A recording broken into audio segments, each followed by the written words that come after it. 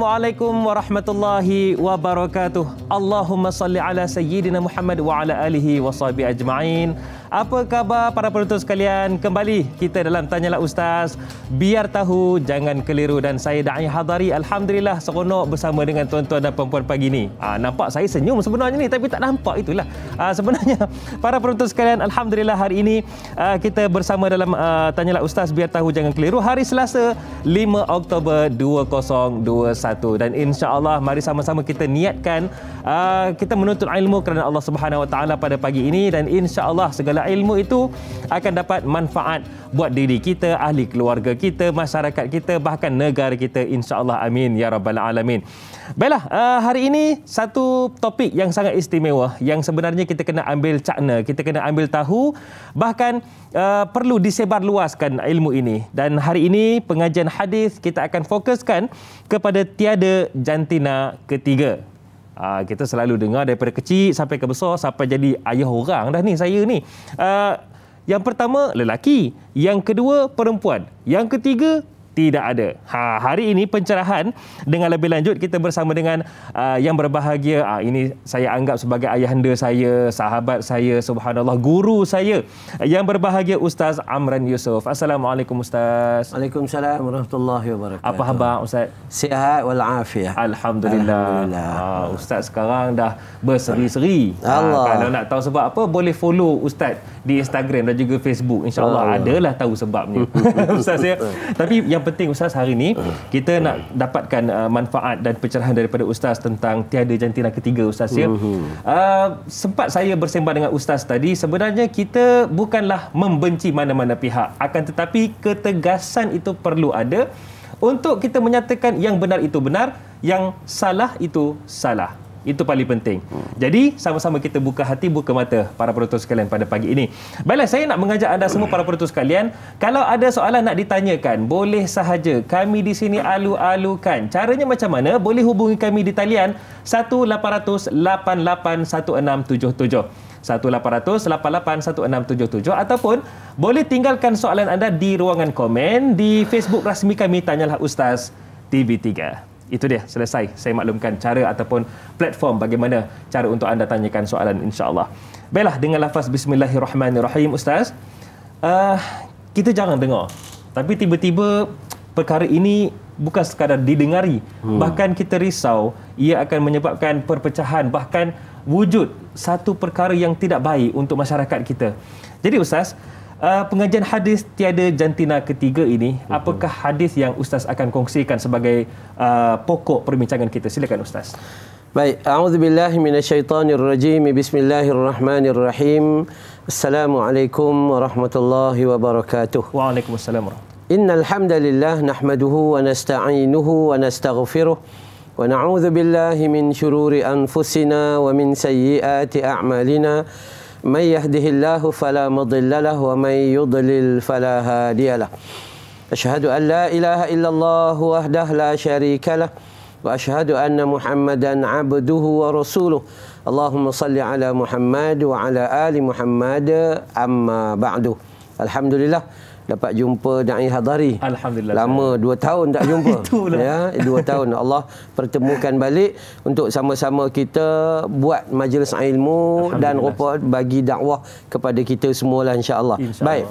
Berkaitan dengan tajuk kita ni, pada hakikatnya kita tak jumpalah dalam hadis adanya cerita tentang jantina yang ketiga. Betul. Melainkan seperti yang Da'i sebut tadi, hanya lelaki dan perempuan. Yang tu sahaja.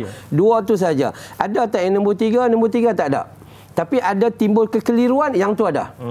Di mana ada yang kita sebut khunsa lah, itu dan sebagainya. Yang tu ada. Tetapi adakah sebab kita baru-baru ni viral mengatakan bahawa ada tuntutan nakkan pengesahan, pengiktirafan tentang jantina ketiga dan sebagainya.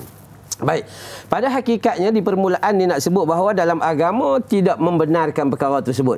Sebab awal-awal dalam riwayat Imam Bukhari yang kita nak kongsi hadis hari ini, Nabi SAW dikhabarkan dalam hadis ni, la'ana Rasulullah sallallahu alaihi wasallam al-mutasyabbihina minar rijali bin nisa wal mutasyabbihati minan nisa'i birrijal. Rasulullah sallallahu alaihi wasallam melaknat golongan lelaki yang menyerupai perempuan dan golongan perempuan yang menyerupai lelaki. Ini hadis sahih riwayat Imam Bukhari. Rasul sallallahu alaihi wasallam laknat. Bila perkataan laknat, kalau kita mengaji dalam bab dosa besar, ismun kabir, kita akan nampak ini salah satu tanda dosa besar adalah apabila perkataan tentang neraka, tentang zalim, tentang api neraka, tentang laknat, tentang itu semua. Itu nak menunjukkan bahawa kalau ada seandainya al-mutasyabbihina ini, iaitu minar rijal bin nisa, lelaki yang menyerupai perempuan. Satu lagi al-mutasyabbihat, iaitu minan nisa, yang lelaki ni dia, yang perempuan nak jadi lelaki. Sama ada lelaki menyerupai perempuan atau perempuan menyerupai lelaki, maka golongan ini dilaknat oleh Allah Subhanahu Wa Taala, dilaknat oleh Rasul sallallahu alaihi wasallam. Asas dia yang tu. Jadi tak timbullah jantina yang ketiga ada lagi selain daripada lelaki dan perempuan, tak timbul. Tapi menyerupai, yang ni timbul. Menyerupai, yang dalam kalimah kita selalu sebut dalam fiqh tu yang disebut sebagai mukhannas. Ya, mukhannas, lelaki yang berperwatakan seperti perempuan. Yang ni paling banyak sekali. Ya, yang tu paling banyak. Sebab tu bila kita tengok dalam syarah hadis ni, saya rujuk kepada syarah yang dibawa oleh Ibn Hajar Al-Asqalani. Ibn Hajar Al-Asqalani dia adalah penulis kitab Fathul Bari. Dalam Sahih Bukhari itu, dia menyebut bahawa hadis yang kita sebut tadi tu, bagaimana Nabi SAW melaknat lelaki menyerupai perempuan ataupun perempuan menyerupai lelaki itu, kata Ibn Hajar Al-Asqalani, hadis ini memaksudkan laknat itu kepada kelompok yang sengaja membentuk diri dia seperti lawan daripada jantina dia. Melawan fitrah lah. Lawan fitrah lah. Saya lelaki, saya cuba membentuk diri saya seumpama jadi perempuan. Sengaja. Okey, maka justru yang tidak sengaja, maka dia tidak termasuk dalam laknat tu. Ini kena adil lah. Kita bukan boleh pukul sama rata sembrono gitu kan. Tak boleh. Kita kena kata bahawa ada kemungkinan dia tu lahir memang macam tu. Ya, lahir macam tu. Ada kemungkinan dia lahir elok tapi dia membentuk diri dia. Sebab tu di sini sama juga kata Ibn Hajar Al-Asqalani, dalam kalangan manusia ini memang ada manusia yang daripada kecil dia lahir watak dia memang macam tu. Jantina dia lelaki tapi watak dia lembut. Jantina dia perempuan tapi panjat pokok jambu. Tu kan, dia punya watak dia tu. Okey, sebab tu justru Ibn Hajar mengatakan bahawa tapi dia perlu disuruh, disuruh membangunkan apa kita panggil lah sifat-sifat kelakian lah dalam. Maksudnya perlu dibentuk lah. Perlu dibentuk juga. Walaupun dia lahir tu lembut, kakak dia pun risau. Dia lembut pada kakak dia lagi. Tu kan. Macam mana gaya ni kakak ni kita, aku pun tak tahu mana satu perempuan. Hang ke aku. Kan ya? Dia kena wajib atas dia. Dia tidak berdosa pada asasnya kerana dia dilahirkan sedemikian. Tapi dia diwajibkan membangunkan sifat kelakian di dalam diri dia. Supaya ada nampak perbezaan antara lelaki dan juga perempuan. Hak ni kita nak kena faham dulu. Janganlah kita pukul sama rata, nampak saja lembut habis berdosa besar. Tak lagi. Tak lagi. Tengok dulu apa benda. Mungkin dia telah mengalami perkara ni dah lama. Sebab tu, tapi kita nak tekan juga. Sebab tajuk kita tu jantina ketiga. Betul. Nak tekan juga bahawa tak ada jantina ketiga. Yang ada lelaki, yang ada perempuan. Yang ada satu lagi, khunsa. Itu pun bukan jantina. Itu pun bukan jantina. Itu bukan jantina. Cuma yang tu kita kata dia muskil. Dia muskil. Perempuan ke lelaki. Di sana barulah timbul hukum-hukum baru yang membincangkan tentang khunsa. Berbeza dengan mukhannas. Mukhannas ni dia confirm dia lelaki. Okey, tapi yang khunsa ni dia lahir dia tak tahu. Khunsa sifat dia ada dua. Pertama, dia tak ada langsung alat kelamin. Dia cuma ada tempat kencing sahaja.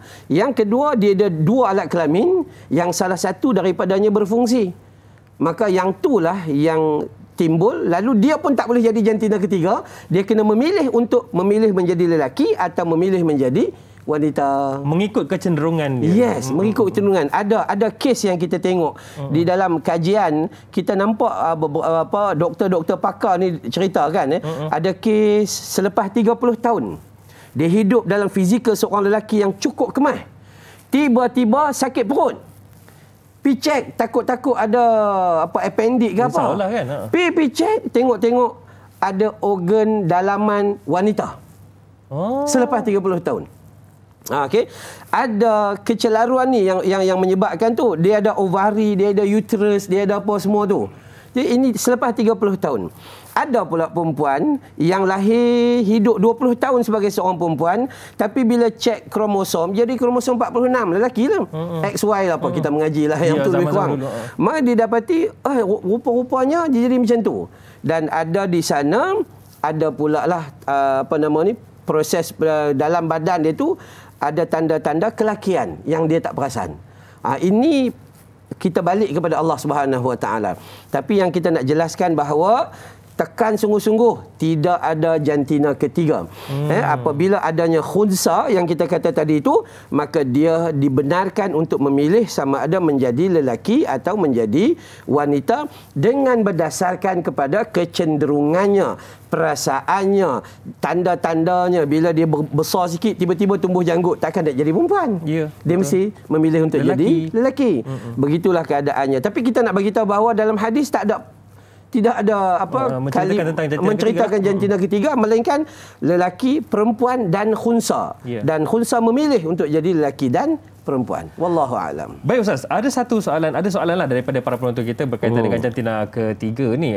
Maafkan saya, bukan sekadar jantina ketiga, bercerita tentang zaman Nabi Lut alaihissalam. Tapi sebelum nak pergi ke soalan itu, saya nak bawa satu kenyataan daripada mantan menteri di Jabatan Perdana Menteri Hal Ehwal Agama, iaitu yang berbahagia Datuk Seri Dr. Zulkifli Muhammad Al-Bakri, menyatakan Malaysia, ini pendirian kita lah, Malaysia tidak bersetuju dengan usaha untuk membenarkan gender ataupun jantina ketiga. Jadi Ustaz, sebelum nak bersama dengan soalan penonton kita ni, apakah sepatutnya pendirian ini sebenarnya wajib dipegang teguh oleh setiap masyarakat di negara kita, bukan sekadar pihak berkuasa atau kerajaan?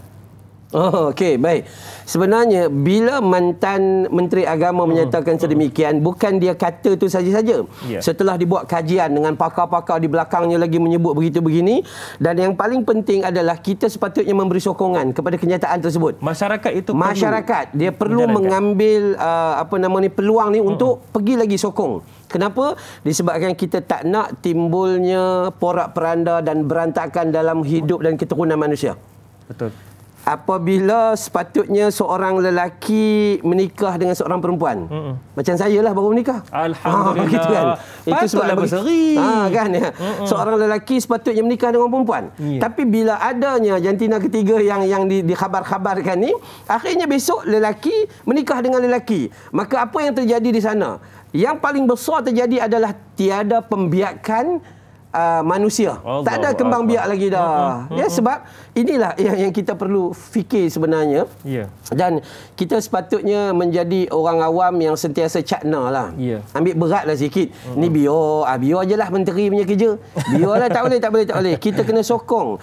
Qulil haqqa walau kana murra. Dan dia kata tu kan, berkata benar walaupun dia pahit. Cuma kita pergilah attend dia tu dengan tackle dia dengan cara yang sangat-sangat berhemah. Jangan jatuh hukum kepada mereka lah. Okay, insya-Allah. Jadi masyarakat tu perlu jalankanlah, perlu menyokonglah apa yang diusulkan oleh pihak kerajaan. Ambil part lah dia kata tu. Betul. Insya-Allah. Okey, Ustaz, banyak lagi kita akan kongsikan bersama dengan para penonton kita. Jadi insya-Allah kejap lagi ada lagi soalan yang mungkin kalau kita lihatkan dari sudut dakwah pula, dari sudut dakwah bagaimana menyampaikan caranya itu macam mana. Cumanya kejap lagi Ustaz ya. Baik. Para penonton sekalian, nantikan selepas ini Tanyalah Ustaz, biar tahu jangan keliru.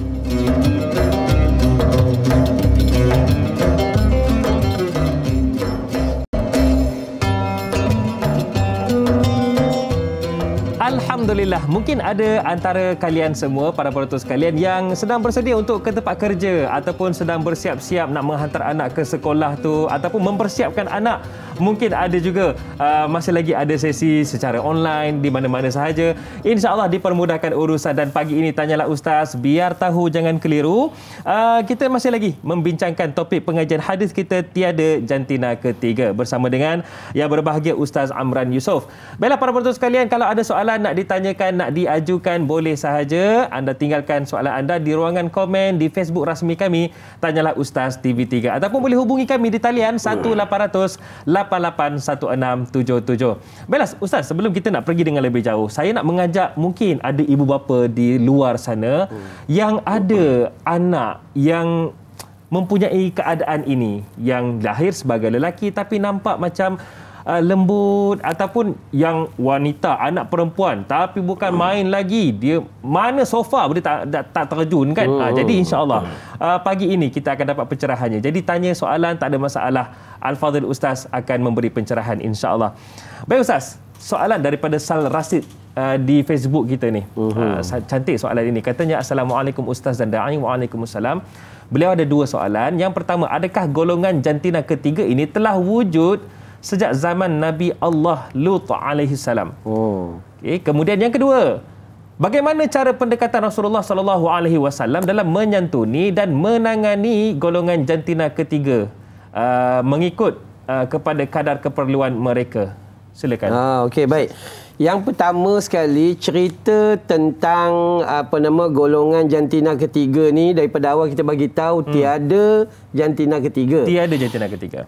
Kalau nak disebut kaitan dengan zaman Nabi Lut alaihi salam, maka pun tak ada. Itu bukan jantina ketiga. Itu adalah mukhannath. Itu adalah lelaki yang suka pada lelaki. Kita tengok dalam Al-Quranul Karim, bila mana bila mana malaikat nak pergi kepada Lut alaihi salam singgah di rumah Nabi Ibrahim alaihi salam. Nabi Lut adalah anak saudara kepada Nabi Ibrahim. Kemudian bila Nabi Ibrahim lepas bagi jamuan dan dia orang pergi kepada rumah Nabi Lut, pergi ke rumah Nabi Lut, kemudian pergi duduk dekat sana, akhirnya yang berita tu sampai kepada orang kampung adalah isteri Nabi Lut sendiri. Isteri Nabi Lut sendiri. Akhirnya orang kampung datang ke rumah Nabi Lut dan kemudian minta Nabi Lut serahkan malaikat tu kepada dia. Malaikat yang mai tu handsome, macho, semua cukup lah. Cukup elok. Tapi Nabi Lut alaihissalam offer kepada mereka orang kampung, anak perempuan dia ada boleh menikah. Tapi itulah yang jadi, maka yang tu adalah lelaki menyukai lelaki. Ini perkara yang sangat jelas. So tidak adalah, kan betulkan kepada soalan tu balik, tiada jantina ketiga. Itu adalah mukhannas. Bagaimana cara pula kita menyantuni dan mendepani keadaan ini mengikut cara Nabi SAW tidaklah menghalang 100% dan tidak boleh menerima juga 100%. Ini kaedah dalam agama. Sehingga dalam riwayat Al-Auza'i disebut bahawa sahabat kata, ya Rasulullah, sekiranya engkau usir dia, maka dia akan mati kelaparan. Maka Rasulullah membenarkan mukhannas ini, dia datang setiap Jumaat 2 kali, dia hanya datang untuk ambil makanan dan pulang. Riwayat Abu Daud. Kenapa dibenarkan? Kerana dia masih manusia dan dia layak diberi tempoh untuk berubah. Sebab tu Nabi bagi ruang. Kenapa dibagi makanan? Sebab dia layak, dia hamba Allah Subhanahu Wa Taala. Bukankah kita nak melarang terus? Bukan. Kita nak beri pendidikan kepadanya bahawa apa yang dia buat tu salah. Dalam pada masa sama keperluan hidup dia, kita kena bagi. Kita kena bagi. Maka sebab itu Nabi benarkan dia datang dan dia pulang. Kenapa Nabi suruh dia datang dan kemudian terus pulang? Disebabkan kalau dia duduk lama di dalam kelompok dan komuniti, mungkin dia akan membawa kesan-kesan buruk kepada orang lain. Okay? Sebab itu dalam agama ada kalanya. Contoh, ada seorang mukhannas nama dia Hit, Hit. Saudara kepada Ummu Salamah yang dalam hadis sahih juga. Dia datang, kemudian dia bagi tahu kepada saudara Ummu Salamah tu, kemudian dia bagi tahu bahawa esok kalau begini, kalau hang nak menikah, ada seorang anak darah. Badan dia macam ni. Nampak tak al-mukhannas? Bila dia pergi duduk dengan perempuan, dia tengok badan perempuan ni, dia tengok badan perempuan ni. Maksudnya dia memerhati. Dia memerhati. Kenapa? Sebab ruang telah diberi dia duduk dengan golongan perempuan. Sebab dia tu lembut macam perempuan. Walaupun dia lembut, tapi dia ada keinginan. Dia ada keinginan. So dia pandang. Akhirnya Nabi SAW kata kepada Ummu Salamah, lain kali jangan bagi dia masuk sini. Maksudnya jangan bagi dia bercampur dengan orang perempuan. Ada kalanya Nabi menghalang pada ketika-ketika tertentu, ada kalanya Nabi memberi ruang untuk bagi kehidupan kepada mereka. Dan kalau kita baca di dalam pandangan Imam An-Nawawi juga sedemikian. Imam An-Nawawi kata kita kena bagi didikan kepada dia. Kan mungkin dia berlaku daripada awal macam Da'i kata tadi kan. Lahir mak pak ni dia nak anak perempuan. Tiba-tiba dapat anak lelaki. Dapat anak lelaki, jiwa mak ni nak dapat anak perempuan ni bagi pakai gaun. Tu kan. Kecil-kecil bagi pakai gaun, simpan rambut panjang. Pakai gincu, main anak patung apa semua kan. Dan sebagainya. Akhirnya dia membesar dalam keadaan macam tu. Ini salah kita lah. Salah kita. Sama juga dapat anak perempuan, dia nak berangan dapat anak lelaki.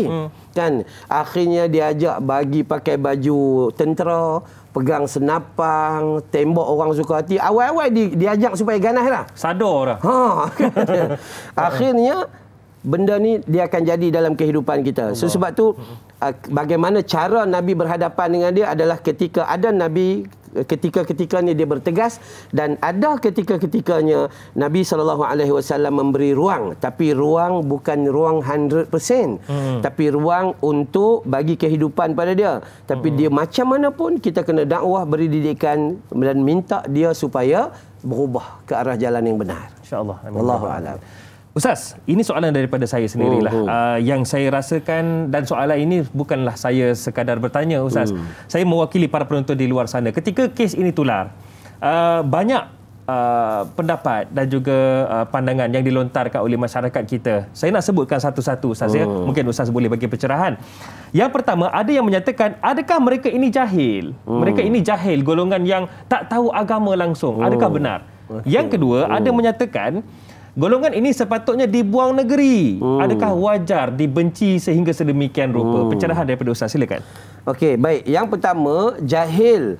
Saya katakan apabila kita bertemu dengan kelompok-kelompok ni secara berhadapan, apabila kita buat program daripada hati ke hati bersama diorang bukan jahil. Mereka tahu. Mereka tahu bahawa apa mereka lakukan itu haram. Baik. Mereka tahu bahawa hadis yang kita baca tu dia pun dah baca dulu sebelum kita baca. Hadis tentang laknat tu kita baru belajar hari ni. Rupanya dia tu yang kena perangai itu tu, yang kena sikap tu dah lama cek hadis tu.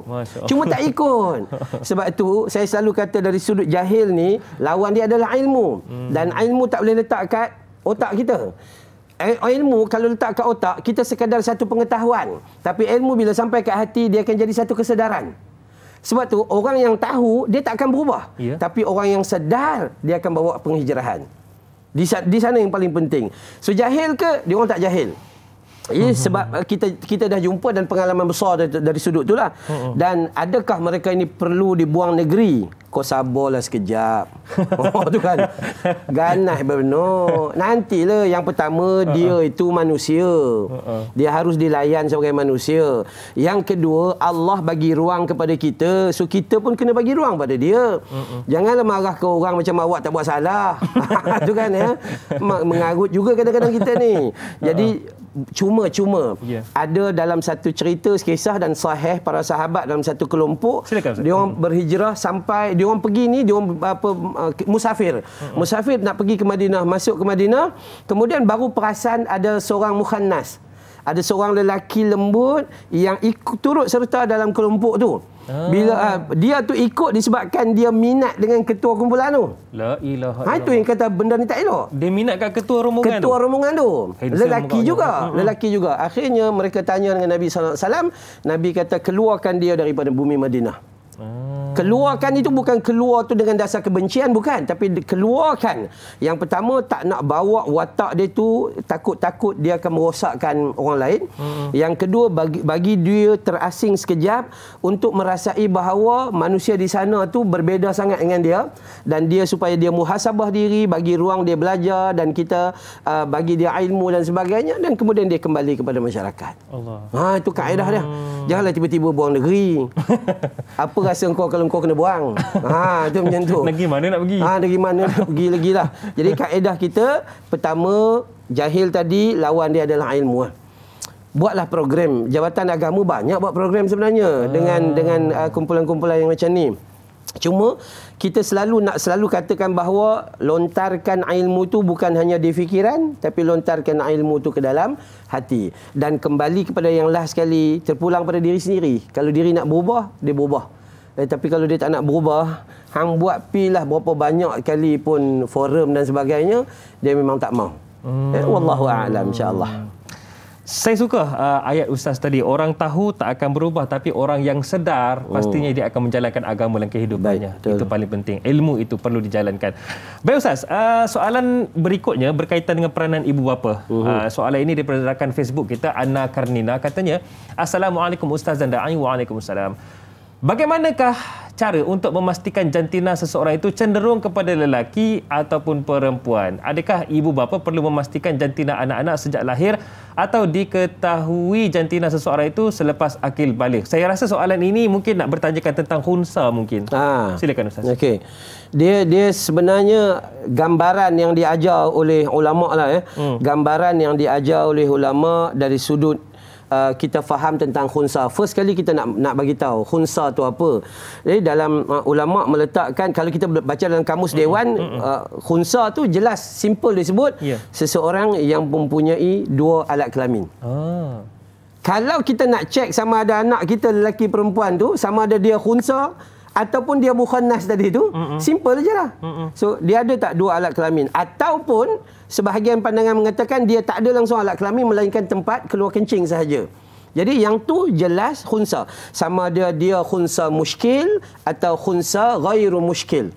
Yang jelas khunsa dia ataupun tak berapa jelas. Tak jelas.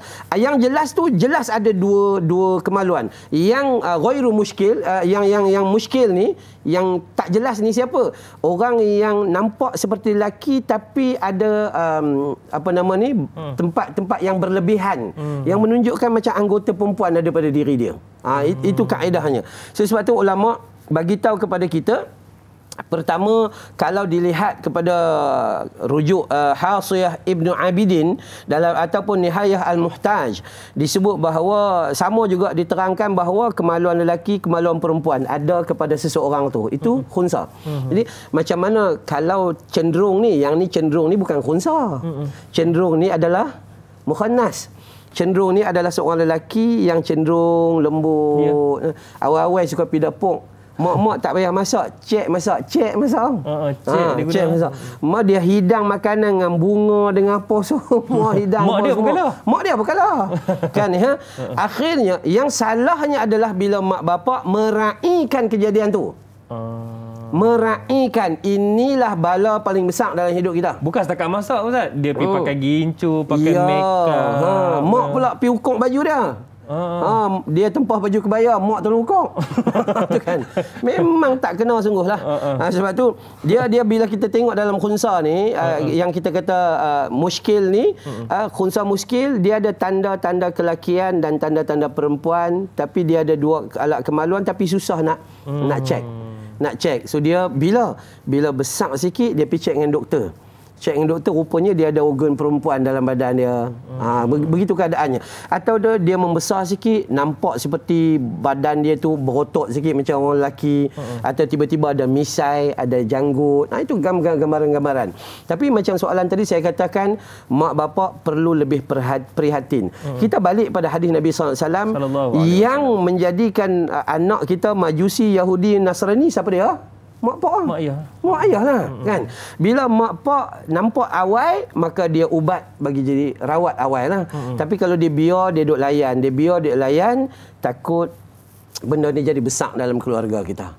Akhirnya anak jadi dia terikat macam tu, dia terikat, akhirnya dia nak lepaskan diri dia tak boleh dan dia jadi celarun, dia jadi anxiety, dia jadi tekanan perasaan dan macam-macam keadaan. Punca dia adalah apabila mak bapak memberi ruang dan peluang yang terlalu banyak dan melayan perasaan dia. Allahu Akbar.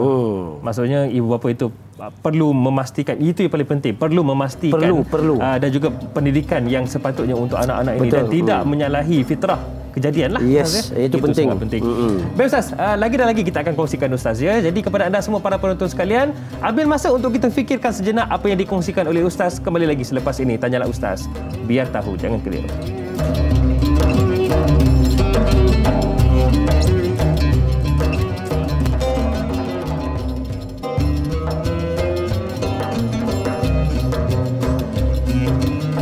Baiklah para penonton sekalian, setiap hari kita pasti berdepan dengan pelbagai masalah dan juga persoalan yang membelenggu fikiran kita. Tapi jangan risau, kerana di sini Tanyalah Ustaz, biar tahu jangan keliru, medan yang mana kita akan dapat penyelesaian, kita akan dapat jawapan, pencerahan berkaitan dengan pelbagai topik yang kita bicarakan. Dan hari ini topik yang kita bicarakan ialah pengajian hadis tiada jantina ketiga bersama dengan yang berbahagia Ustaz Amran Yusof.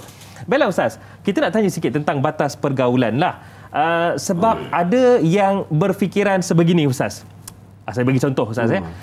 Beliau wanita, sahabat baik beliau adalah lelaki yang berperwatakan wanita. Memang lembut habis lah Ustaz ya.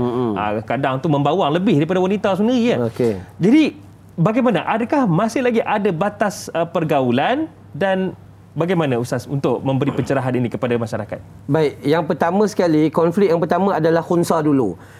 Adakah dia khunsa? Kalau dia khunsa, dia harus memilih menjadi lelaki ataupun perempuan. Ya. Habis. Satu. Ya. Yang kedua pula, kalau dah sah macam Da'i Hadari kata tadi, dia lelaki. Dia lelaki, tapi perwatakannya adalah seperti perempuan. Dan berkawan pula dengan isteri kita. Maka batasan dia adalah batasan seperti ajnabi, orang asing. Maksudnya lelaki dengan wanita lah. Lelaki dengan wanita. Dia tak boleh kata, isteri kita tak boleh kata macam mana ya. Alah tak apa, dia kan lembut. Dia kata tu. Abang janganlah marah. Jangan marah, dia kan lembut. Dia lebih kurang macam saya je katanya gitu kan. Malah dia lembut daripada saya. Hukum itu tak boleh.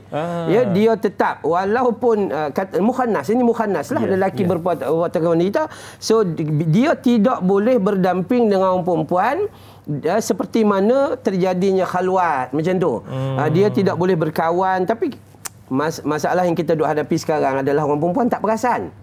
Nampak dia berkawan rapat. Berkawan ni cedok tangan gini tu kan ya, pergi shopping bawa dia dan sebagainya. tak ada apa dia kata gitu. Kita orang best friend dia katanya. Best friend dia kata. Jadi hukum mengatakan tak boleh. Dia tetap ajnabi dan dia bukan mahram. Haram tetap haram. Balik kepada tadi, jangan melampau. Dalam hal menguruskan hukum ni telah kita ada guideline siap dah. Jadi perempuan pun sama, lelaki pun sama, mereka kena hati-hati dan kalau perbatasan dia mesti ada hukum-hukum tertentu, kita tak boleh langgar lah. Wallahu a'lam. Okey, mungkin Ustaz, kita nak bawa juga soalan berkaitan dengan mungkin hubungan lelaki sama-sama lelaki dan juga wanita sama-sama wanita pun ada wujud juga. Ini penyakit yang berbahaya Ustaz ya. Betul. Cumanya Ustaz, kejap lagi saya akan tanyakan. Kita ada pemanggil di talian ketika ini, Nurul Huda. Assalamualaikum. Bismillahirrahmanirrahim. Assalamualaikum warahmatullahi wabarakatuh. Waalaikumsalam warahmatullahi wabarakatuh. Saya Ustaz. Saya Nurul Hidayah binti Saifuddin dari Kota Baru. Okey, Nurul Hidayah. Okey, mungkin ada soalan yang nak ditanyakan kepada Ustaz. Silakan. Soalan saya, bagaimanakah ibadah bagi mereka yang khunsa ni, dan bolehkah mereka khunsa ni menjadi imam sesuatu ibadah lah, macam imam solat, bolehkah dia dilantik menjadi imam solat? Baik, terima kasih. Soalan yang cantik daripada Nurul Hidayah. Ya, terima kasih. Baik, sama-sama. Macam mana Ustaz? Mereka ini dalam ibadahnya dan mungkin adakah boleh menjadi imam? Dia kaedah dia tidak akan terus menjadi khunsa. Dia sama ada dia menjadi lelaki atau menjadi perempuan. kita bicara hari ini tiada jantina ketiga. Itu pencerahan paling awal sekali. So, bila kita dapat tahu dia khunsa, maka sebab tu fatwa telah membenarkan dia melakukan pembedahan untuk membawa watak sebenar dalam hidup dia. Contoh bila dia ada dua alat kemaluan. Kalau kita belajar, kita tengok dekat pandangan daripada Abdul bin Muhammad bin Ahmad At-Tayyar daripada Universiti Al-Qasim, Arab Saudi. Ya, dia bagi tahu kita boleh lihat khunsa daripada cara dia kencing. Ya, cara dia buang air kecil, dia ada dua alat kelamin. Laluan mana yang keluar air kencing tu? Itu daripada awal kita dah dapat. Kita dah dapat dah bahawa dia ada dua alat kelamin. Kalau air kencing dikeluar daripada bahagian perempuan atau bahagian, kita dapat dah detect kat situ.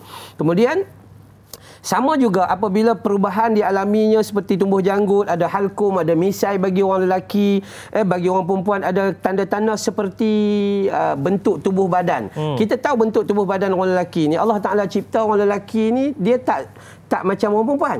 Allah Ta'ala cipta orang perempuan ni macam Ferrari, Lamborghini dan Porsche. Cantik, mahal, lekuk, apa semua elok. Lampu depan cantik, lampu belakang cantik, lampu brek cantik, semua cantik. Mahal lah, mahal. Dia jadi indah. Itu penciptaan orang lelaki pula lain, dia lebih kurang macam lori je. Jadi dia tak berapa hang bubuh lah bunga macam mana pun, dia jadi macam lori juga. Okey, baik, sebab tu lori Ustaz. Ya, tapi lori dia berguna lah. Lori dia banyak berguna untuk keluarga. Dia tak berapa elok lah. Dia tak berapa elok, insya-Allah.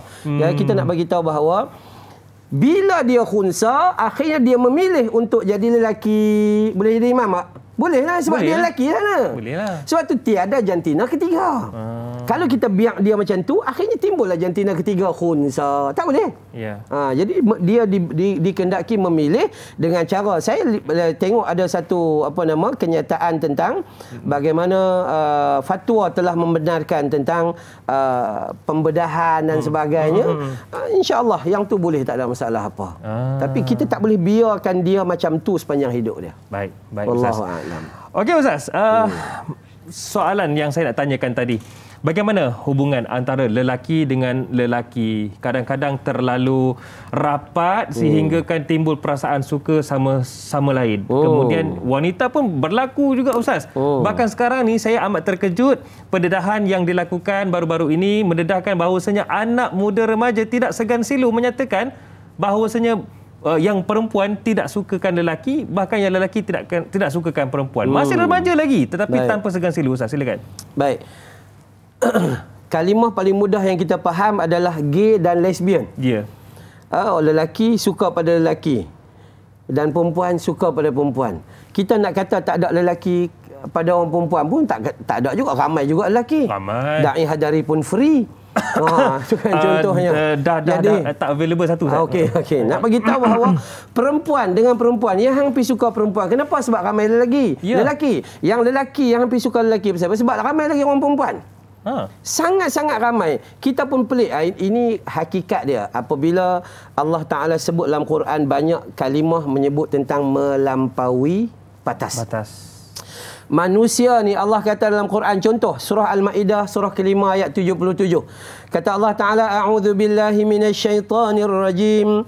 Qul ya ahlal kitab la taghlu fi dinikum ghairal haqq wa la tattabi'u ahwa'a qaumin qad dhallu min qablu wa adallu katsira wa dhallu an sawa'is sabil. Apa kata Allah? Katakanlah, wahai ahli kitab, jangan kamu melampau dalam agama kamu secara tidak benar. Jangan kamu menurut ahwa, wala tattabi'u ahwa, yakni hawa nafsu satu kaum yang telah sesat dan telah menyesatkan banyak manusia. Cerita kita adalah kita ni tergolong dalam golongan yang apabila dia terbabit dengan gay, terbabit dengan lesbian, pertama sekali adalah dia itu terdedah dikuasai oleh hawa nafsu. Bila dikuasai oleh hawa nafsu, memang tak boleh nak buat apalah. Sedangkan fitrah dia Allah tunjuk daripada awal lagi. Allah jadikan Nabi Adam alaihissalam dan Allah jadikan Hawa. Sudah selesai. Kalau rasa contoh jauh, tengok Ustaz Amran. Baru sebulan menikah. Contoh nak bagi tahu terang-terang lah kan. Contoh ada di depan mata. Iyalah. Da'i hadari kan. Da'i hadari. Jadi macam tu keadaannya. Apa nak susah? Cuma. Manusia ni dia terdah kepada syaitan, dan Allah pesan wala tattabi'u khutuwatis syaitan. Jangan ikut jejak langkah syaitan. Akhirnya bila hawa nafsu, bila syaitan menguasai manusia, manusia akan cuba keluar daripada fitrah biasa. Sebenarnya kita akan jatuh cinta. Pada siapa? Saya jatuh cinta dengan isteri saya. Aku cinta kepadamu. Hanya itu yang ku tahu. Romantik pula pagi ni Ustaz kita. Ya, betul. Alhamdulillah. Yang tu macam tu keadaannya. Iya. Hakikat dia macam tu. Kita tak boleh saya tak boleh menyanyi dekat Da'i Hadari. Geli Ustaz. Betul. Jangan. Tak boleh. Itu fitrah pun menyatakan sedemikian. Yeah. So sebab itu saya kata bahawa orang Malaysia, every single individu kat Malaysia ni kena kuat, tolong kerajaan untuk kuatkan hal ni supaya dapat tentang dengan tidak membenarkan jantina yang ketiga ni. Wallahu a'lam, insya-Allah. Itu dia, sangat penting penglibatan semualah untuk kita menangani dan juga menyelesaikan isu ini. Baik, kejap lagi nak tanya Ustaz tentang ubat. Tapi tak apa, kejap lagi Ustaz ya. Kalau anda nak tahu apakah soalan daripada saya dan apa jawapannya, nantikan selepas ini. Tanyalah Ustaz, biar tahu jangan keliru.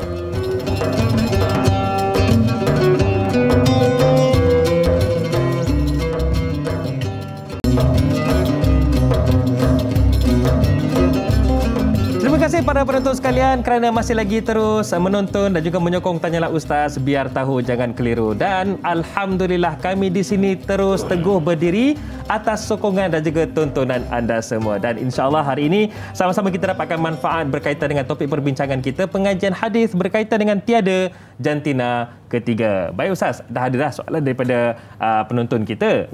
Tapi saya punya soalan dulu ke penonton dulu Ustaz? Boleh, silakan Da'i dulu. Boleh? Saya dululah. Saya ubat untuk meningkatkan hormon. Sebagai contoh, ada khunsa yang diingatkan wanita. Tiba-tiba kecenderungannya kepada lelaki dan makan ubat ataupun diberikan ubat untuk meningkatkan hormon testosteron. Adakah ia dibolehkan Ustaz? Baik, yang pertama sekali dia kena jumpa pakar. Pakar dulu. Jumpa pakar. Dia tak boleh ambil tindakan sendiri. Dia kena jumpa pakar, dan pakar dia, kita kan bertanya pada ahlinya. Ya. Katakan untuk menentukan tu dia kena perlu bertemu dengan dua bahagian, satu jabatan agama dengan satu pihak doktor. Betul. So dia akan jumpa dengan pihak doktor akan bagi penerangan sekian. Memang telah didapati bahawa XY ke kromosom awak lebih kurang 46 dan 47, lebih kepada perempuan ke macam ni. Maka dia doktor cadangkan dia mengambil ubat untuk membangunkan sifat kelakian dia itulah. Maka hukumnya itu sebahagian daripada rawatan yang dibenarkan. Rawatan dibenarkan sebab dia tak boleh tunggu atas khunsa dia tu. Sebab kita tak ada jantina ketiga, maka dia boleh dibenarkan. Ya, cuma saya selalu kata bahawa manusia selalu leka, selalu lupa. Lupa apa? Kita buat rawatan dari sudut kedoktoran, tapi kita terlupa untuk berhubungkan diri kita dengan Allah Ta'ala. Saya selalu peringat ni, kita pakai mask untuk selamat daripada COVID. Betul. Kadang-kadang bismillah orang tak baca. Masa sarung tu kita ingat mask boleh menyelamatkan kita dah. Itu kan ya. Patutnya bila kita sarung mask tu bismillah. Paling tidak bismillah, pendek pun jadilah. Masa kita pakai hand sanitizer, kita duk ingat hand sanitizer boleh selamatkan kita. Rupanya bismillah pun tidak. Paling tidak kita sepatutnya menyebut bismillahi tawakkaltu 'ala Allah la haula wala quwwata illa billah. Yang tu macam ni. Yang ni yang kita nak kaitkan bahawa dia yang pertama dia kena jumpa pakar, pastikan kedudukan sebenar dan begitu begini. Akhirnya selepas tu doktor akan bagi cadangan. Okey, doktor advice ambil ubat ni dan sebagainya, dan ubat tu sesuai dengan kajian dan tidak salah dari sudut agama, maka hukumnya dipersilakan. Tak ada masalah apa. Baik, itu dia pencerahannya Ustaz ya. InsyaAllah mudah-mudahan bermanfaat. Okey, Ustaz, ada soalan berkaitan dengan perkahwinan. Baik. Allahu Akbar. Ni bukan setakat keliru, ni celaru. Celaru.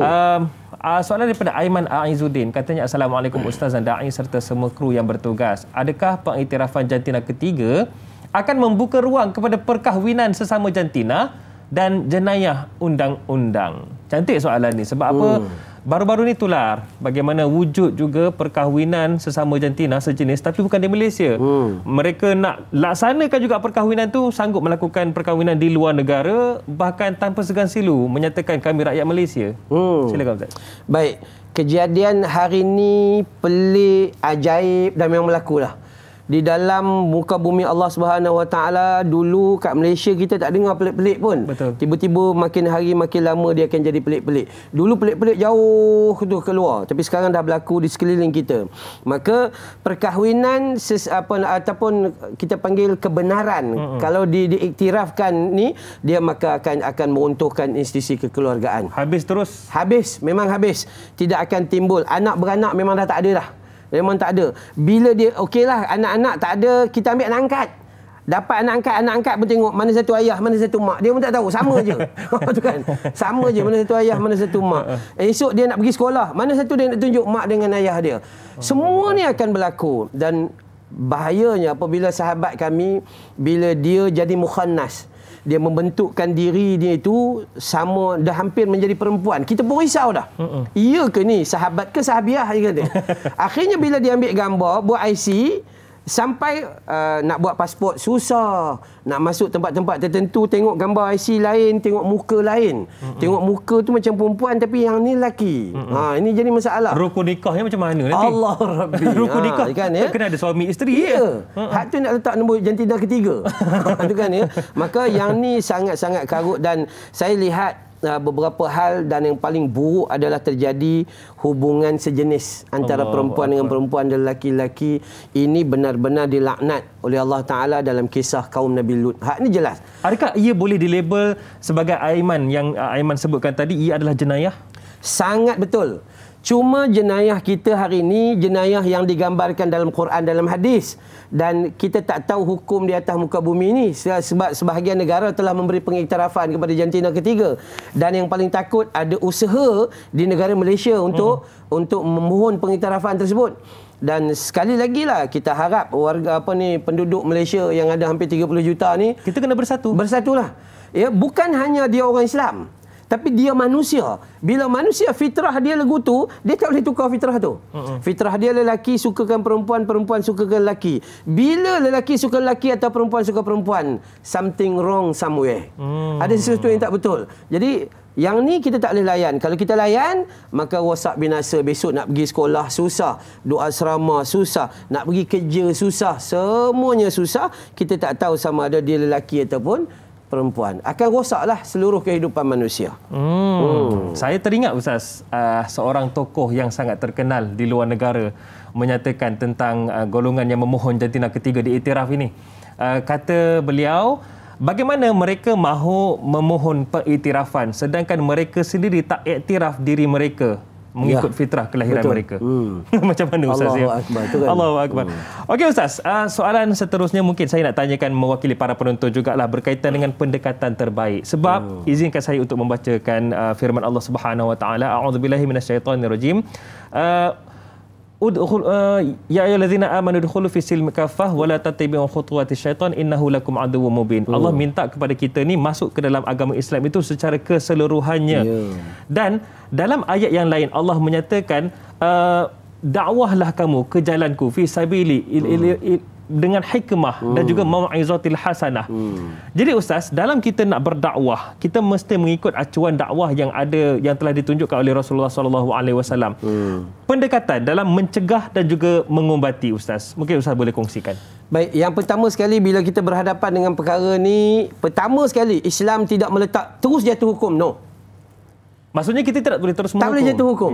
Anak kita tak solat, tak boleh pukul. Boom, terus pukul. Tiba-tiba, kan Nabi sebut dalam hadis, didik ketika mereka, ajak mereka solat umur 7 tahun dan pukul mereka jika tak mau solat ketika umur 10 tahun. Tapi kita tak didik dia, tak didik pun daripada umur 7 tahun sampai 10 tahun, tiba-tiba 10 tahun tak solat, kita baru godam dia. Memang tak kena. Macam tu juga kaedahnya di sini. Kaedah dia apabila mak dan ayah membiarkan mereka itu terjadi sedemikian, maka bila kita jumpa hal-hal begini, kita tidak boleh direct untuk menjatuhkan hukuman kepada mereka.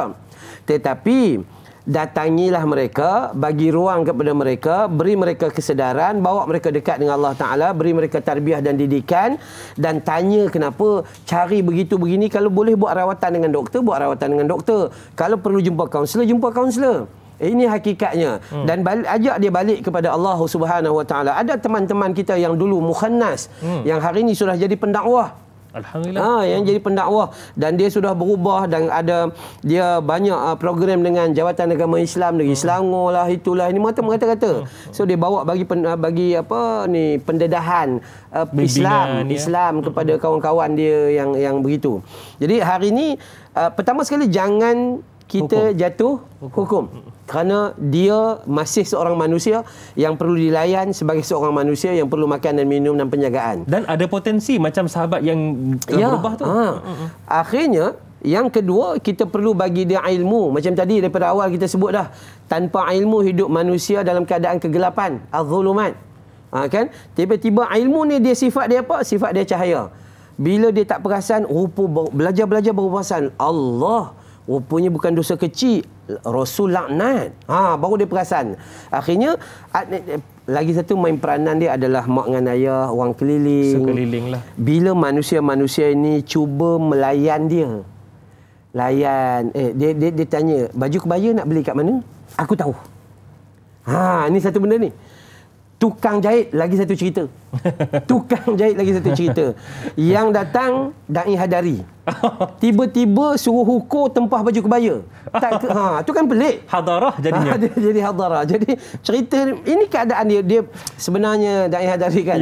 Dalam hal ni kita seharusnya bergabung tenaga lah. Betul. Jangan membiarkan dia dengan geng dia je.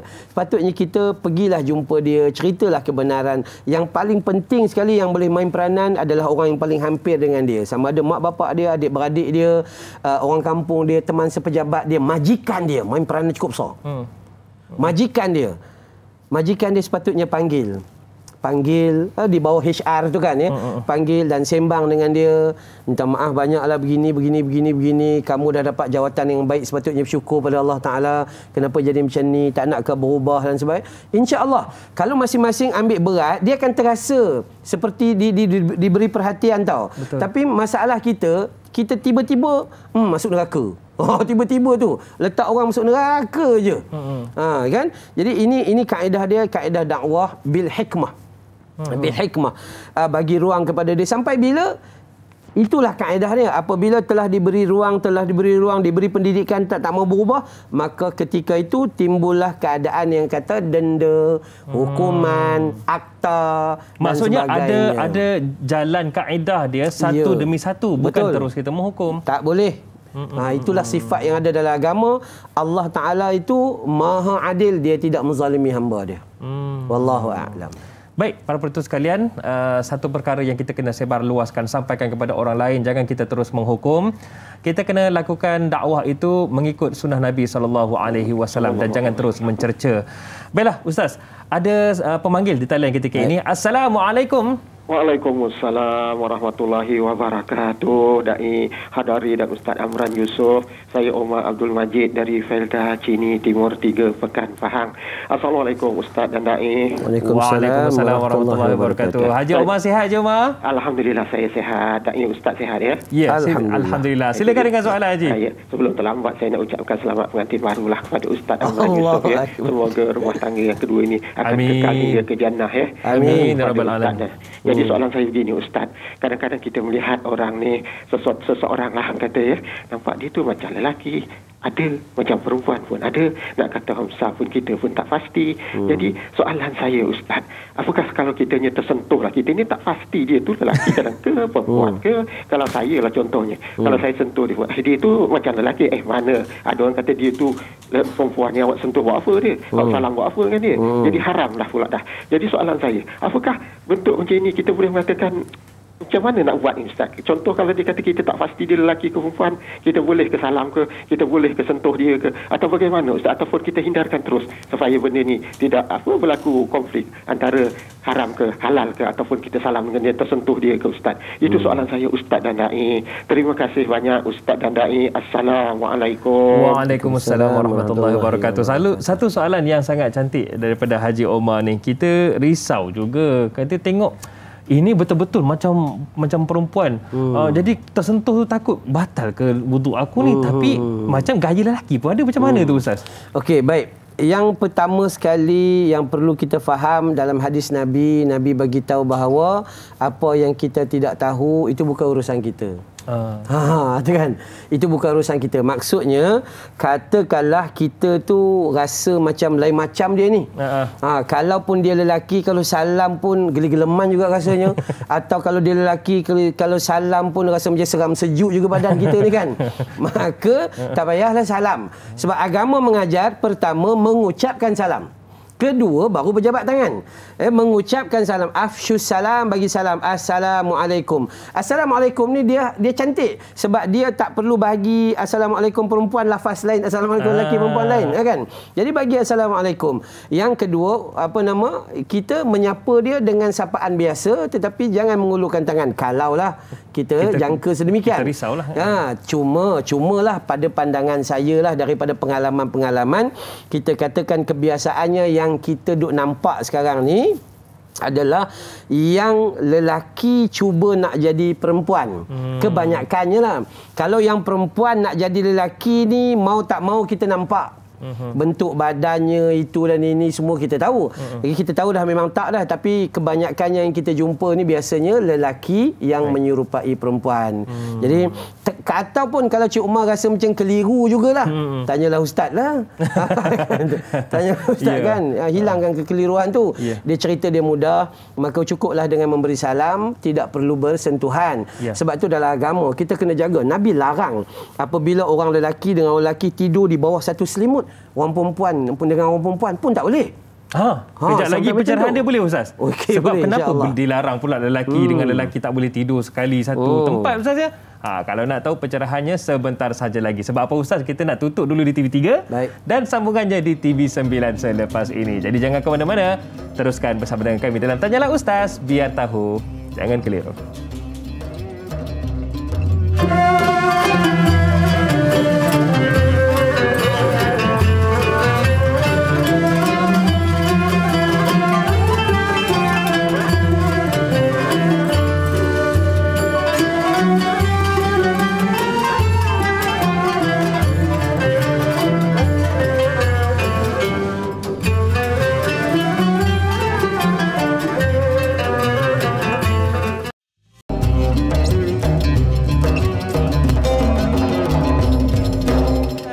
Tahu, jangan keliru. Alhamdulillah pada pagi ini lembaran ilmu kita, medan dapatkan dakwah ataupun dapatkan ilmu kita dalam Tanyalah Ustaz, biar tahu jangan keliru. Kita bicarakan tentang topik kita, pengajian hadis tiada jantina ketiga. Saya nak mengajak anda semua para penonton sekalian, dan dengan rendah diri saya nak mengajak anda semua, mari sama-sama kita kongsikan secara langsung kita pada pagi ini bagi yang menonton terutamanya di laman Facebook kami iaitu Tanyalah Ustaz TV3. Boleh kongsikan video ini supaya yang pertama dapat memberi pencerahan kepada masyarakat tentang isu terkini. Yang keduanya, kita dapat menyebarluaskan ilmu, kerana dengan ilmu sahaja dapat menyelamatkan kita di dunia menuju ataupun jambatan ke akhirat, insya-Allah. Baiklah, hari ini kita masih lagi bersama dengan Ustaz Amran Yusof. Baik Ustaz, tadi sebelum kita nak rehat seketika, Ustaz ada kongsikan bagaimana sebenarnya dilarang untuk kita ini yang lelaki tidur dengan lelaki. Kemudian yang wanita juga dilarang berkongsi tidur dengan wanita. Kenapa Ustaz? Baik, di sini ulama menggariskan dalam tafsir beberapa hadis menyatakan bahawa sifat ini terjadi apabila terdedahnya perasaan kita duduk sekali tu bersentuhan kulit. Bersentuhan kulit. Sebab tu kalau dakwah dari perasan terjadinya kejadian liwat antara pelajar dengan pelajar di asrama. Sama ini berlaku di merata-rata tempat sehingga kita melihat tengok kaedah. Rupa-rupanya kaedah tidur mereka itu kita dah bagi dah katil seorang satu. Bagi dah katil seorang satu, katil bawah, double decker semua. Tapi dia turun daripada katil dia pergi tidur dengan kawan dia. Sejuk dia cakap. Sejuk kan ya. Ini kaedah sama seperti orang perempuan. Sentuhan kulit dengan kulit adalah sentuhan yang menghadirkan sesuatu perasaan, dan apabila itu ada nafsu dan kemudian ada syaitan, maka sebab itu kita dilarang keras untuk melakukannya. Mak ayah kena perhati, guru-guru dan warden lebih kena beri perhatian. Wallahu a'lam. Perkara ini merisaukan kita, Ustaz. Sangat merisaukan kita. Walaupun dan saya suka mengatakan bahawa kejadian benar berlaku bukan hanya di asrama sekolah biasa, di asrama pekerja, juga berlaku di pusat tahfiz, juga berlaku di pondok pengajar agama. Apabila kita abai benda ni, perkara ni perkara terabai dan akhirnya terjadi. Dan ini sangat menakutkan kita lah. Banyak perkara yang menakutkan kita, Ustaz. Termasuklah apa yang Ustaz kongsikan tadi berkaitan dengan situasi yang berlaku di asrama, kerana mungkin kerana ia perkara tersebut dipandang mudah, bahkan ia boleh menyebabkan satu yang tidak diingini berlaku. Bahkan satu situasi yang lain pula, Muhammad Faizal bin Ahmad di Facebook kita ni bertanyakan, ini berdasarkan situasi yang lain pula ni. Katanya, Assalamualaikum Ustaz dan juga da'i. Waalaikumsalam. Jika seorang lelaki sudah menukar alat kelaminnya serta mempunyai buah dada, jika dia ingin bertaubat, perlukah dia membuangnya atau bagaimana, Ustaz? Yang kedua, bagaimana pula jika lelaki yang menukarkan fizikalnya kepada wanita ini meninggal dunia? Siapakah yang layak memandikan jenazahnya jika ahli keluarganya tidak dapat dikesan? Silakan. Okey. Baik, yang pertama, saya katakan apabila orang yang telah berubah dan buat pembedahan, kemudian dia insaf dan ingin bertaubat, dan tubuh badannya telah dibentuk menjadi orang perempuan contohnya daripada lelaki. Betul. Dan kemudian dia bertaubat, macam mana dia nak buat? Pertama, perlu dia istighfar dan minta ampun pada Allah Subhanahu Wa Taala. Taubat nasuha lah, dia taubat nasuha sungguhlah. Dia tinggalkan semua perkara lara tu dan kembali kepada jalan kebenaran menuju Allah. Dan adakah dia perlu tentang badan dia yang mana dibentuk buah dada dan sebagainya, adakah perlu dibuat pembedahan? Kita melihat kepada adakah merupakan satu penyiksaan kepada dia ke tidak. Sama seperti orang yang ada tattoo. Orang yang ada tattoo, dia kalau ada tattoo dan dia kemudian kembali akhirnya nak buat tattoo tu terpaksa pakai iron pula, katakan gitu kan, dan dia sangat menyakitkan apa sebagainya, maka hukum agama tak memerlukan perkara tersebut. Tetapi dia harus menyembunyikan benda tu daripada pandangan orang ramai. So kalau seandainya dia itu telah bentukkan badannya ada buah dada macam Muhammad Faizal cakap ni kan, maka katakanlah dia pembedahan memerlukan belanja yang tinggi, pembedahan akan memberi kesan buruk kepada diri dia dan sebagainya, akhirnya dia boleh bertahan dengan itu. Allah Maha Pengampun, janji dia bertaubat, tetapi syaratnya dia wajib belajar menyembunyikan dengan cara yang lebih selamat supaya orang tak pandang serong dan ada fitnah berlaku di sana. Okey. Baik, itu perkara pentinglah. Jadi dalam hal mandi jenazah ni, kalaulah tiba-tiba berlaku, maka sebenarnya yang mandi jenazah tu adalah saudara mara dia. Yang mandi jenazah adalah mak dia. Bayangkan seorang lelaki yang rupa bentuknya perempuan. Rupa bentuk, tapi asasnya dia adalah lelaki. Maka kembali kepada ahli keluarga yang menguruskannya. Tetapi tadi Faizal kata tak jumpa ahli keluarga, tak dapat dikesan. Maka yang mandikan tu adalah mengikut jantina asal dia. Jantina asal dia. Okey. Sebab kalau kita nak bagi, katakanlah dia lelaki, tubuh badan dia perempuan. Orang perempuan nak mandi pun tak mau. Tahu dia lelaki. Tapi kita orang lelaki boleh, disebabkan apa? Kita tahu asal dia adalah lelaki. Wallahu a'lam. Hukumnya tetap masih lagi dia lelaki. Yes. Dia takkan berubah. Baik Ustaz, sedikit Ustaz, soalan berkaitan dengan soalan pertama ditanyakan oleh sahabat kita tadi tentang menyembunyikan itu. Saya nak tanya dari sudut ibadah umrah dan haji, adakah mereka ini perlu menyembunyikan ketika pemakaian ihram dan bagaimana Ustaz? Baik, itu yang kita katakan bahawa setelah dia bertaubat, dan kemudian nak menunaikan umrah ataupun haji dan sebagainya, dia tak boleh buat apa-apa dah. Badan dia memang macam tu. Dah jadi bentuk perempuan, dah bentuk perempuan. Kau pergilah angkat berat 3-4 kilo pun dia tak jadi Mr. Muscle, dia tak jadi. Dia tak jadi kan muscle man tu, dia tak jadi. Macam mana nak buat ketika dia keluar untuk menunaikan haji dan sebagainya lah, ataupun dia keluar di khalayak, maka dia perlu sedaya upaya menyembunyikan tubuh badan yang boleh menimbulkan fitnah tu. Kena berusaha jugalah. Usaha. Muka dia sama. Sehingga ada kawan kita pergi Mekah, orang tanya ni, immigration tanya, ni lelaki ke perempuan dan sebagainya kan. Ini kaedah ni harus diperbetulkan. Katakanlah muka dia tu dah buat operation, dah tak boleh nak buat apa dah, dia kena cari hormon untuk tumbuhkan janggut, misai, untuk memastikan tidak timbul fitnah lah. Wallahu a'lam, insya-Allah. Okey Ustaz, soalan yang seterusnya daripada Alia Maisara yang namanya sama macam anak Ustaz. Alia Maisara je. Katanya, Assalamualaikum Ustaz, da'i serta kru tanyalah Ustaz. Waalaikumsalam. Bagaimana cara untuk membimbing anak-anak sejak kecil supaya mereka ni tidak terpengaruh dengan budaya songsang ini Ustaz? Adakah kita perlu berterus terang maklumkan kepada mereka, sebab kadang tu mak ayah segan nak bagi tahu. Tapi kalau tak bagi tahu, sekarang anak kita pula terjebak. Silakan Ustaz. Baik, yang pertama, jangan biarkan adanya pendedahan terhadap anak kita tentang perkara ni. Pendedahan tentang kelompok ni ada aktiviti ni, kelompok ni ada aktiviti ni, kelompok ni ada aktiviti ni. Sama juga kita selalu pesan dalam media masa. Kena pantau lah. Ya, kena pantau. Kita kena jaga anak-anak kita. Ketika dia nak menonton TV, adakah dia menonton rancangan-rancangan yang memberi manfaat? Takut filem yang menggalakkan pula. Seperti Tanyalah Ustaz, contohnya gitu kan. Filem yang buat kebaikan. Tapi kalau kita biarkan dia tengok rancangan, contohnya ada di situ rancangan lawak ke rancangan apa-apa, tapi dalam rancangan tu orang lelaki berpakaian seperti perempuan. Akhirnya bila dia tengok, selalu tak ada apalah, perkara ni biasa je. Try lah katanya. Dalam TV pun ada, kan dia kata gitu. Sama juga dia tengok Facebook dan sebagainya. Jadi pertama sekali, tolong sembunyikan benda ni. Maksudnya jangan bagi pendedahan negatif kepada orang ni, kepada anak-anak, tapi ceritalah pada anak-anak tentang agama hanya mengiktiraf lelaki dan perempuan, dan kalau ada pun khunsa, tapi dia tetap kena memilih lelaki dan perempuan. Wallahu a'lam. Okey Ustaz, seterusnya ini soalan daripada saya. Tapi jawapannya kejap lagi Ustaz. Baik. Ini berkaitan dengan zaman sekarang ramai orang mengadakan ataupun menunjukkan pelbagai aksi di laman sosial seperti TikTok dan Facebook dan lain-lain. Bahkan ada yang membuat lakonan video pendek berpakaian lelaki berpakaian wanita, bahkan wanita berpakaian lelaki. Adakah ia dapat menyebabkan perkara ini lebih buruk bakal berlaku? Boleh Ustaz ya? Boleh. Kejap je lagi. Jadi kalau anda nak dapat pencerahannya selepas ini bersama dengan Ustaz Amran dalam Tanyalah Ustaz, biar tahu, jangan keliru. Kita rehat seketika.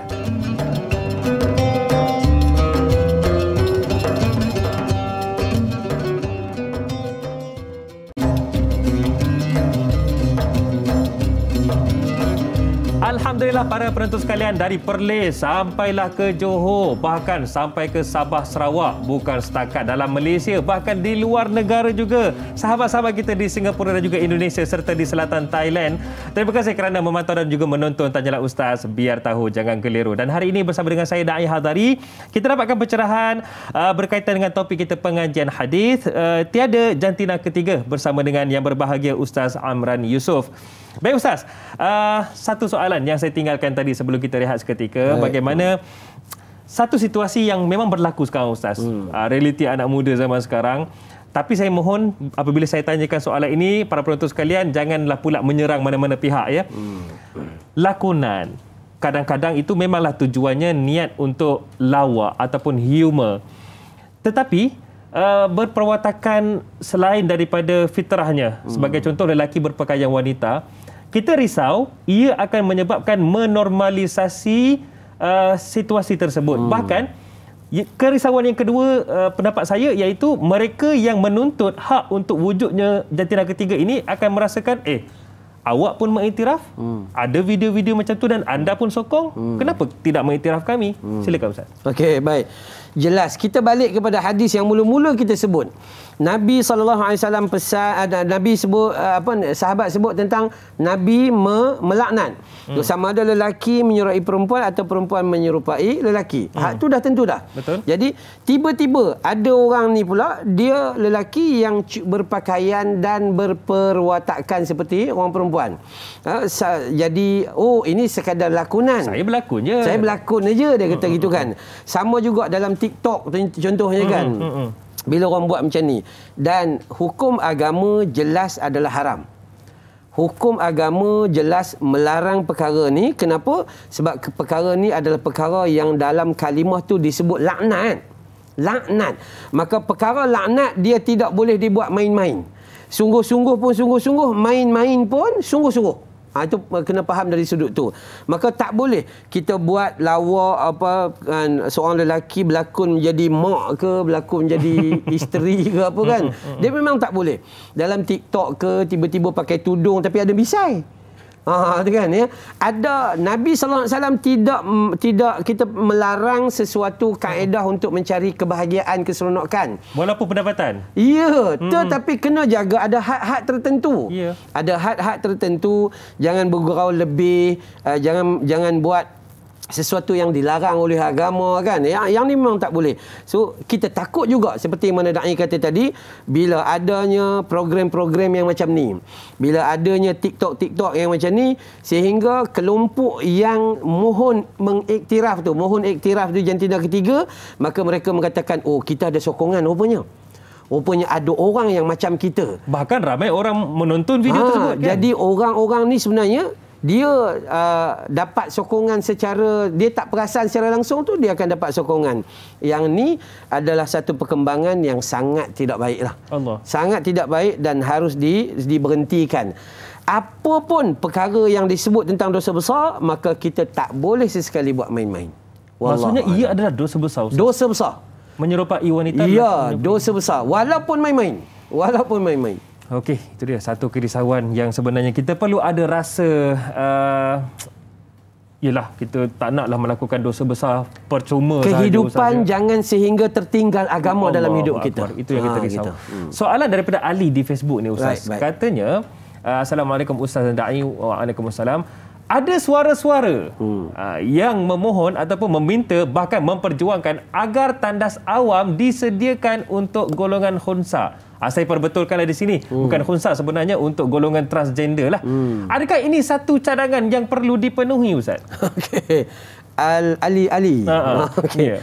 Kaedah yang pertama dah dibetulkan tu. Khunsa tak boleh tinggal khunsa. Khunsa kena memilih lelaki dan perempuan. Cuma mungkin apa yang Ali kata ni ada kemungkinan tentang permohonan daripada pihak yang digelar sebagai transgender.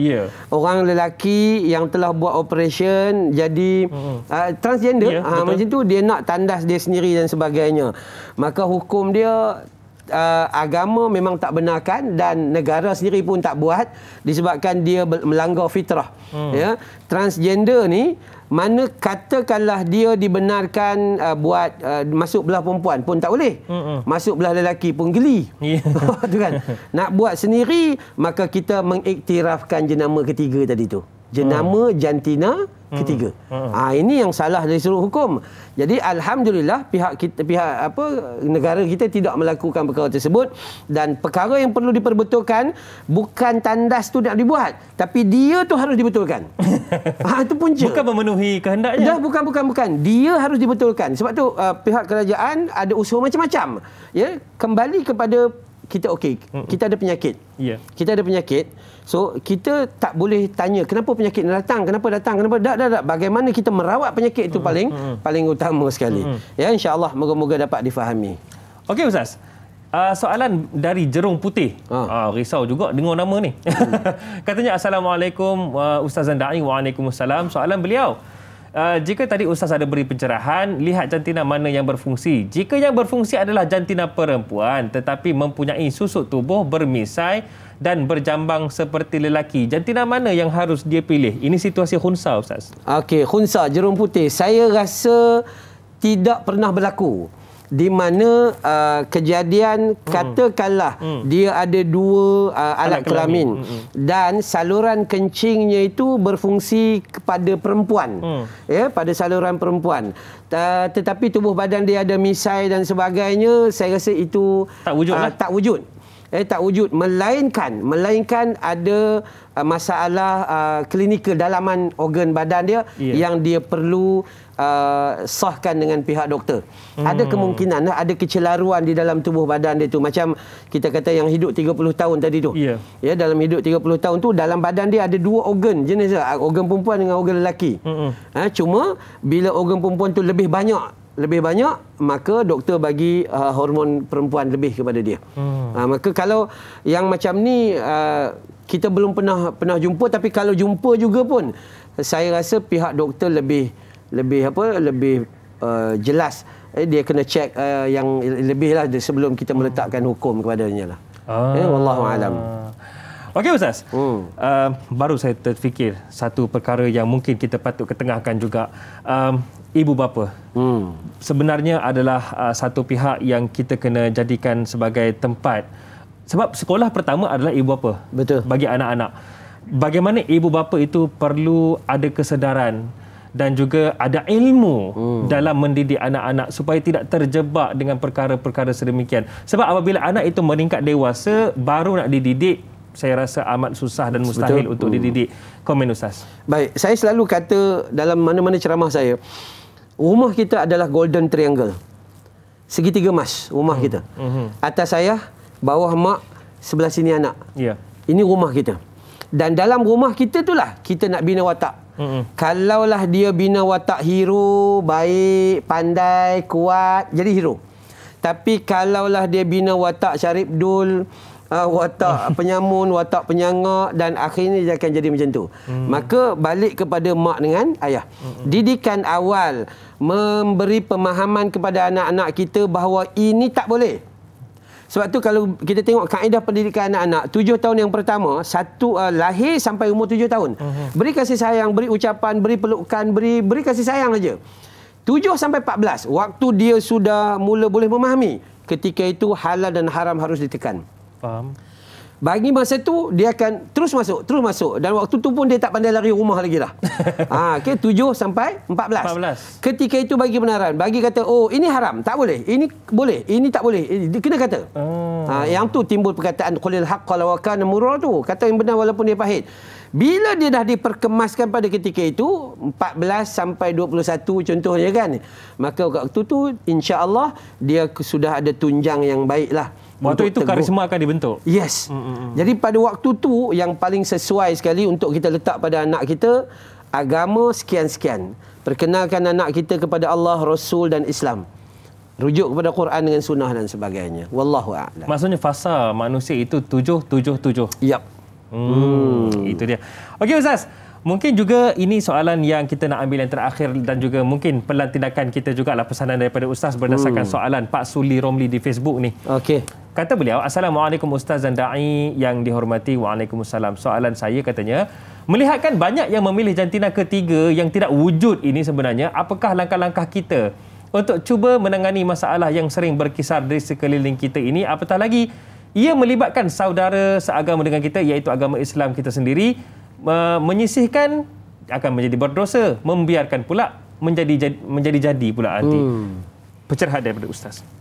Cara sebagai umat Islam, program Islam ni, cerita kata baliklah kepada Allah, baliklah kepada sunnah Nabi SAW. Ini medan ilmu. Ini medan Ustaz. Belajar dan balik kepada Allah, balik kepada Rasul. Dan dalam agama atau dalam Quran, dia mengajar bahawa satu jalan ke syurga, satu lagi neraka. So kita boleh nampak bila adanya jantina yang ketiga, berlaku pernikahan di antara dua jantina yang tak tahu datang daripada mana ni, maka akhirnya tak ada kembang biak. Dan juga boleh menyebabkan perlakuan hubungan sejenis antara lelaki sama lelaki, perempuan sama perempuan. Malah berlaku ketidakadilan terhadap perempuan.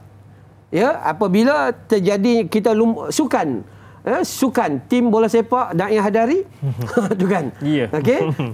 Lawan dalam tu ada pula orang yang tadi tu jadi kuat lawan dengan tim perempuan. Dia duduk macam tu. Tak boleh tak lah. jadi, ya. Tak boleh. Lumba lari macam tu juga. Ya. Dia asal dia lelaki, dia berubah jadi perempuan pergi lumba lari. Menanglah dia. Ketidakadilan berlaku. Mungkin juga boleh menyebabkan penipuan jantina. Ini berlaku. Mungkin juga dalam hal-hal ni mencemari hak asasi kemanusiaan yang memang jelaslah. Jadi kita kata semua ni balik kepada Allah, balik kepada Rasul, dan tak ada petunjuk yang lebih baik daripada Allah dan Rasul, yakni apa yang dikhabarkan dalam Al-Quran maupun sunnah Nabi sallallahu alaihi wasallam. Ya, baiklah Ustaz, kesimpulan kita untuk hari ini. Ketegasan daripada Ustaz, penegasan daripada Ustaz, iaitu tiada jantina ketiga. Silakan Ustaz. Baik, saya ulang dengan begitu jelaslah bahawa yang ada hanya lelaki. Allah Subhanahu Wa Taala sebut dalam Al-Quranul Karim. Ada lelaki dan wanita, ya? Ada, ya. Yang Allah Taala kata man amila salihan min zakarin au unsa. Ya, siapa yang beramal soleh daripada lelaki maupun perempuan. Allah Ta'ala tak sebut jantina ketiga. So, bila Allah tak sebut, kita juga tak sebut. Bila Nabi tak sebut, kita juga tak sebut. Habis. Itu paling sempurna. Jangan sesekali kita berlembut-lembut dalam hal. Boleh kot. Jangan. Kerana ketegasan telah dikhabarkan dalam Al-Quranul Karim, terutama dalam surah An-Nahli, surah 16 ayat 97. Moga-moga kita dapat pemahaman dan ada usaha untuk menafikan pengiktirafan tersebut. Wallahu a'lam. Baiklah, doa daripada Ustaz. Silakan Ustaz untuk kita tutup program kita pada pagi ini. Bismillahirrahmanirrahim. Alhamdulillahirabbil alamin wassalatu wassalamu ala sayyidil mursalin wa ala alihi wa sahbihi ajma'in. Ya muqallibal qulub ثبت قلوبنا على دينك وعلى طاعتك. اللهم ربنا آتنا في الدنيا حسنة وفي الآخرة حسنة وقنا عذاب النار. وصلى الله على محمد وعلى آله وصحبه وبارك وسلم والحمد لله رب العالمين. Amin amin ya rabbal alamin. Syukran jazakallah. Terima kasih diucapkan kepada Al-Fadhil Ustaz Amran Yusof kerana sudi bersama dengan kami pada pagi ini. Untuk kita bicarakan tadi, tanyalah Ustaz, tiada jantina ketiga. InsyaAllah kita akan bersama lagi Ustaz, ya? InsyaAllah. Nanti kita akan ngeteh Ustaz. InsyaAllah. Baiklah para penonton sekalian, jangan lupa bersama dengan sahabat saya Da'i Aiman esok bersama dengan Ustaz Ahmad Fawaz Fadhil. Kita akan sembang-sembang bab fiqh kita, iaitu fiqh toleransi. Baiklah para penonton sekalian, saya nak bagi satu gambaran mudah melalui akal kita. Bayangkan kita nak membeli lembu. Kita tanya jantina kepada tuannya. Tuannya kata, ini bukan jantan atau betina, ini jantina ketiga. Kan pelik tu. Jadi kalau itu pun kita tak boleh terima, ini kan pula kehidupan manusia. Saya Da'i Hadari mohon permisi undur diri. Assalamualaikum warahmatullahi wabarakatuh.